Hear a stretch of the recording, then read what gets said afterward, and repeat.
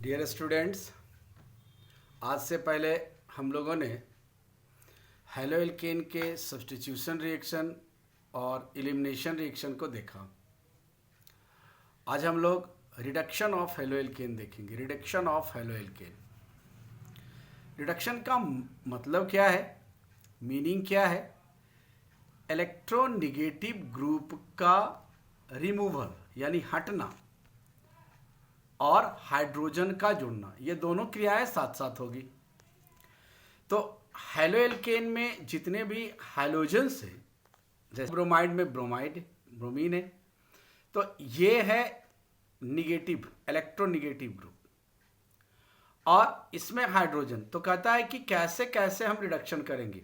तो हाइड्रोजन जुड़ेगा और ये इलेक्ट्रोनेगेटिव ग्रुप यहां से हटेगा। रिडक्शन करने के लिए रिड्यूसिंग एजेंट चाहिए, कुछ रिड्यूसिंग एजेंट जो कि हमको नेसेंट हाइड्रोजन देता है। नेसेंट हाइड्रोजन मीन वैसा हाइड्रोजन जो एकल होता है। आप जानते हो कि अगर कोई हाइड्रोजन है और उसमें एक इलेक्ट्रॉन है तो ये हाईली रिएक्टिव है, हाईली रिएक्टिव, इसी को बोलते हैं नेसेंट हाइड्रोजन। तो ये मिल, यदि जिंक और HCl को जिंक के ऊपर हाइड्रोक्लोरिक एसिड की अभिक्रिया कराओगे तो ZnCl2 और क्या बनेगा? Nascent hydrogen.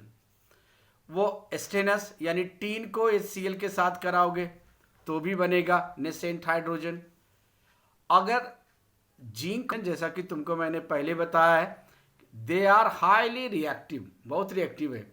रिड्यूसिंग एजेंट की उपस्थिति में यदि हम हेलोएल्केन की अभिक्रिया कराते, जैसे मान लो यहाँ पे हम लोग क्या करते, इथाइल ब्रोमाइड की अभिक्रिया हम ZnHCl से कराते जो नेसेंट हाइड्रोजन देता है। तो एक नेसेंट, दो नेसेंट हाइड्रोजन है, एक नेसेंट हाइड्रोजन ब्रोमीन के साथ रिएक्ट करके HBr बना लेगा और दूसरा हाइड्रोजन इस एल्काइल ग्रुप यानी इथाइल को देगा जो बनेगा इथेन। यानी क्या करता है, नेसेंट हाइड्रोजन हेलोएल्केन को एल्केन में बदल देता है, हेलोएल्केन को एल्केन में बदल देता है। दूसरा रिएक्शन देखते हैं, 2 क्लोरोप्रोपेन है। अब इसको SnHCl के साथ अगर रिड्यूस कराते तो ये हमको क्या देगा, प्रोपेन और HCl। तो इस तरह से हम रिडक्शन कर सकते हैं। कैटेलिस्ट के द्वारा भी रिडक्शन आप कर सकते हैं, इसका कैटेलिस्ट के द्वारा भी आप रिडक्शन कर सकते हैं। जैसे किसी भी हेलोएल्केन को यदि आप निकेल या प्लेडियम की उपस्थिति में गर्म करोगे तो ये निकेल और प्लेडियम में एडजॉर्प्शन होता है हाइड्रोजन का।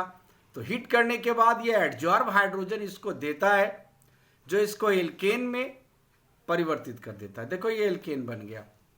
तो इस तरह से हम कैटेलिस्ट से भी कर सकते हैं। उसके बाद जो रिडक्शन है वो है HI और रेड पी।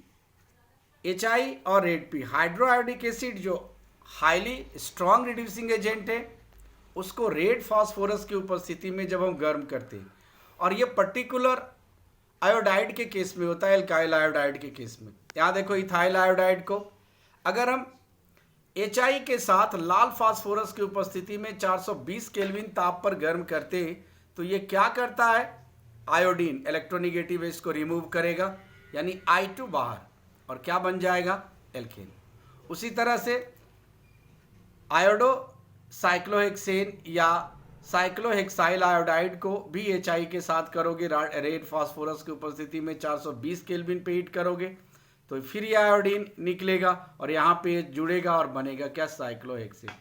तो इस तरह से हमारा ये रिडक्शन भी समाप्त हो गया।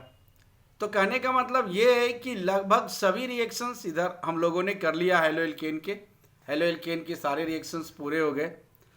चलिए अब दूसरे पार्ट में आते, दूसरे टॉपिक में आते, जो इस चैप्टर का दूसरा टॉपिक है, हेलोएरीन। आपको पहले पता है हेलोएरीन किसको कहते, कहता है कि बेंजीन रिंग से एक हाइड्रोजन हटाकर जब कोई हाइड्रोजन जोड़ दिया जाता है तो उसको कहते हैं हेलोएरीन। ये देखो बेंजीन रिंग है। अब इस बेंजीन रिंग में हमने क्या किया, एक हाइड्रोजन जोड़ा है। यह हाइड्रोजन कुछ भी हो सकता है, फ्लोरीन, क्लोरीन, ब्रोमीन, आयोडीन। तो इसको बोलेंगे हाइलोबेंजीन, इस कंपाउंड को क्या बोलेंगे, हाइलोबेंजीन। तो यहाँ पे अगर फ्लोरीन है फ्लोरोबेंजीन, यहाँ पे क्लोरीन है क्लोरोबेंजीन। इस तरह से इसके फ्लोरोबेंजीन, क्लोरोबेंजीन, आयोडोबेंजीन, ब्रोमोबेंजीन को बनाने के लिए क्या क्या मेथड्स अपनाते। तो मेथड चूंकि ये बेंजीन रिंग पे होता है इसलिए सबसे पहले इसको हम बेंजीन से बनाते हैं। अब बेंजीन से कैसे कैसे ये बनेगा इसको आप देखिए, बेंजीन से ये कैसे बनेगा। सबसे पहले कहते हैं क्लोरीनेशन। क्लोरीनेशन में क्या करता है कि बेंजीन को क्लोरीन गैस के साथ अनहाइड्रस FeCl3 की उपस्थिति में डार्क में, अंधेरे में करना है। 310 से 320 केल्विन ताप पर रखने पे ये हमको क्लोरोबेंजीन देता है। ये सब्स्टिट्यूशन होता है क्लोरीन का, ये सब्स्टिट्यूशन होता है इलेक्ट्रोफिलिक सब्स्टिट्यूशन, हमको क्लोरोबेंजीन देता है। उसी तरह से अगर ब्रोमिनेशन को देखोगे तो बेंजीन को ब्रोमीन के साथ हम एनहाइड्रस FeBr3 की उपस्थिति में डार्क में 310 से 320 केल्विन टेम्परेचर पे जब हम गर्म करते हैं तो ये ब्रोमोबेंजीन देता है। ये नॉर्मल टेम्परेचर है, कोई ज़्यादा टेम्परेचर है नहीं। 273 सब्सट्रैक्ट करके देख लो कितना होता है। उसी तरह से आयोडीनेशन भी हम करते हैं, लेकिन आयोडीनेशन में आप हेलो एल्केन के आयोडीनेशन में आपको याद होगा कि इसमें बनने वाला HI जो है हाइड्रो आयोडिक एसिड, और ऊपर भी आपने देखा था hydro iodic acid, it is highly strong reducing agent.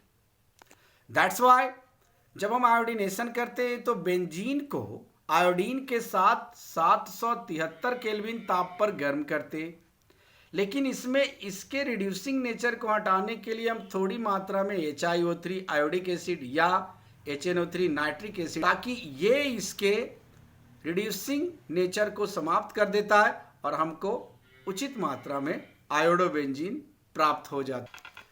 तो हम लोगों ने बेंजीन से बना लिया। अब आइए हम लोग बेंजीन डाइजोनियम क्लोराइड से बनाते हैं। बेंजीन डाइजोनियम क्लोराइड से क्या क्या बनाएंगे, क्लोरोबेंजीन, ब्रोमोबेंजीन, आयोडोबेंजीन, फ्लोरोबेंजीन। तो इससे जब हम बनाते हैं तो बहुत ही आसान रिएक्शन है। क्लोरीनेशन और ब्रोमिनेशन को करने में क्या करते हैं, ये देखिए आपका benzene diazonium chloride. Benzene diazonium chloride को CuCl के साथ, क्यूप्रस क्लोराइड के साथ जो HCl में हाइड्रोक्लोरिक एसिड में घुला होता है के साथ अभिक्रिया कराने पर हमको ये क्लोरोबेंजीन देता है। ठीक उसी तरह से बेंजीन डाइजोनियम क्लोराइड को CuBr यानी क्यूप्रस ब्रोमाइड के साथ जो HBr में घुला होता है के साथ रिएक्ट कराने पर हमको ये ब्रोमोबेंजीन देता है। तो ये जो अभिक्रिया है, इस टोटल अभिक्रिया को हम सैंड-मेयर्स रिएक्शन कहते हैं। सैंड-मेयर्स रिएक्शन कहते हैं। ये 2017 में आ चुका है, इसलिए अच्छे से रखना। तो सैंड-मेयर्स रिएक्शन किसको कहते हैं, रिपीट करता हूं। कहता है कि जब बेंजीन डाइजोनियम क्लोराइड को CuCl जो HCl में घुला होता है या CuBr जो HBr में घुला होता है के साथ रिएक्ट कराते हैं तो क्रमशः हमको ये क्लोरोबेंजीन या ब्रोमोबेंजीन देता है, और इसी रिएक्शन को हम सैंड-मेयर रिएक्शन कहते हैं। लेकिन भाई बाद में इम्प्रूवमेंट हुआ इसका, गाटरमैनन ने इसका इम्प्रूवमेंट किया है। उसने क्या किया कि HCl को रखा लेकिन CuCl के जगह केवल कॉपर डस्ट रखा। तो कहते हैं कि बेंजीन डाइजोनियम क्लोराइड को HCl के साथ कॉपर डस्ट की उपस्थिति में, कॉपर डस्ट यानी तांबे के डस्ट की उपस्थिति में जब हाइड्रोक्लोरिक एसिड के साथ रिएक्ट कराते हैं तो ये क्लोरोबेंजीन देता है। ठीक उसी तरह से बेंजीन डाइजोनियम क्लोराइड को जब हम लोग HBr के साथ रिएक्ट कराते हैं कॉपर डस्ट की उपस्थिति में तो हमको ये ब्रोमोबेंजीन देता है।